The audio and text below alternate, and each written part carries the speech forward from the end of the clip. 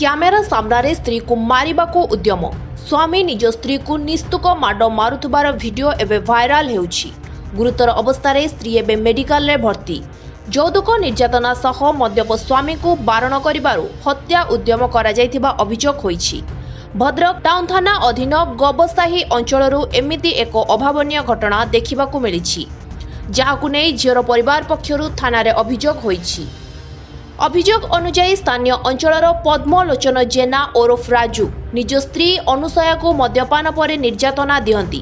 ଶାଶୁ ଓ ନଣନ୍ଦ ମଧ୍ୟ ଅଧିକ ଯୌତୁକ ମାଗିଥାନ୍ତି। ତେବେ ଗତକାଲି ରାତି ସମୟରେ ସ୍ୱାମୀ ମଦ ପିଇ ଆସିବା ବେଳେ ସ୍ତ୍ରୀ ବାରଣ କରିଥିଲେ। ପରେ ଶାଶୁ ଓ ନଣନ୍ଦଙ୍କ ଉପସ୍ଥିତିରେ ସ୍ୱାମୀ ନିସ୍ତୁକ ମାଡ଼ ମାରିଥିଲେ। ମାଡ଼ ବେଳେ ସ୍ତ୍ରୀଙ୍କ ମୁଣ୍ଡ ଉପରେ ଚଢ଼ି ମାଡ଼ ମାରୁଥିଲେ ସ୍ୱାମୀ।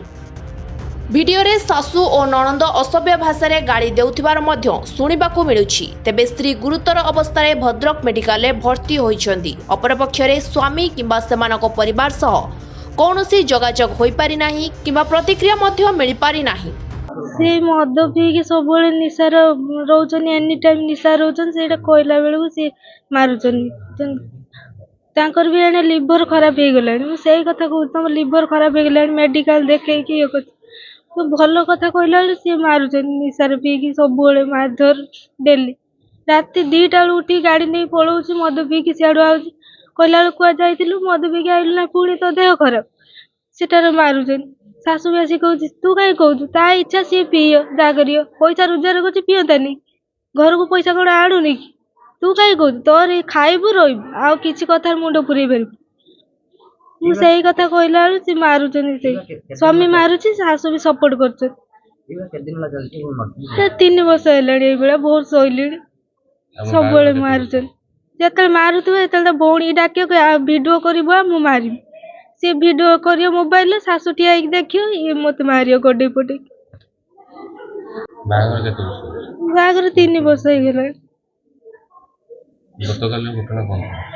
ଆଜ୍ଞା, କାଲି ସେ ମଦ ପିଇକି ଆସିଲେ ବୋଲି ମୁଁ କହିବାରୁ, ମଦ ପିଇକି ପୁଣି କ'ଣ ପାଇଁ ଆଇଲ, ତମ ଡାକ୍ତର ଦେଖି ମେଡିସିନ ଖାଉଛ, ପୁଣି କ'ଣ ପାଇଁ ମଦ ପିଇକି ଆଇଲ?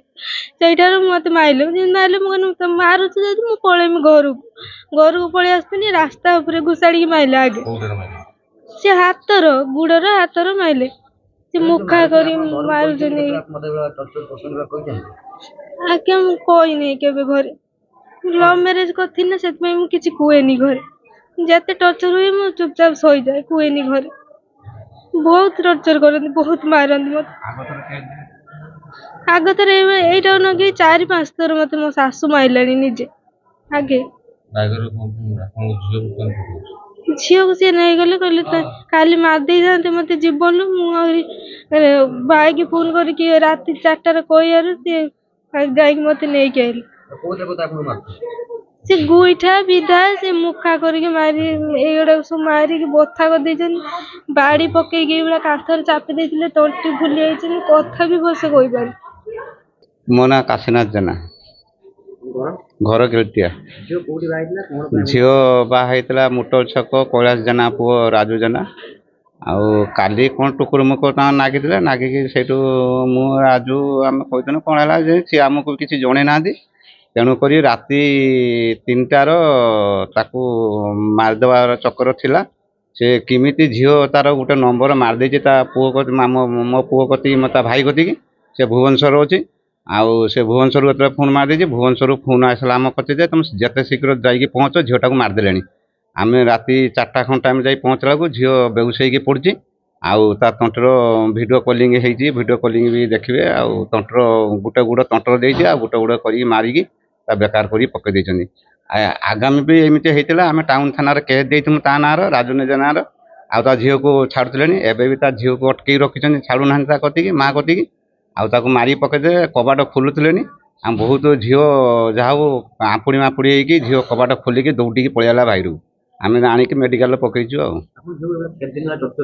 ଡକ୍ଟର 3 ବର୍ଷ ହେଲା କରିଚାଲିଲାଣି ସେ।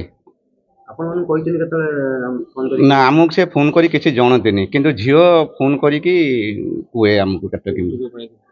ଆଜ୍ଞା, ଯୌତୁକ କଥା ସେ କୁହେ ଯେ ତୋ ବାପ କ'ଣ ଦେଇଛି, ଅମୁକ ଦେଇଛି। ଆମେ ତ କଥା ହେଇକି ତ ବାହାଘର ସବୁ ହେଇଛି, ବାପ ଥିଲା, ସବୁ ଥିଲା। ବାପ ତ ମରିଯାଇଛି ତାର।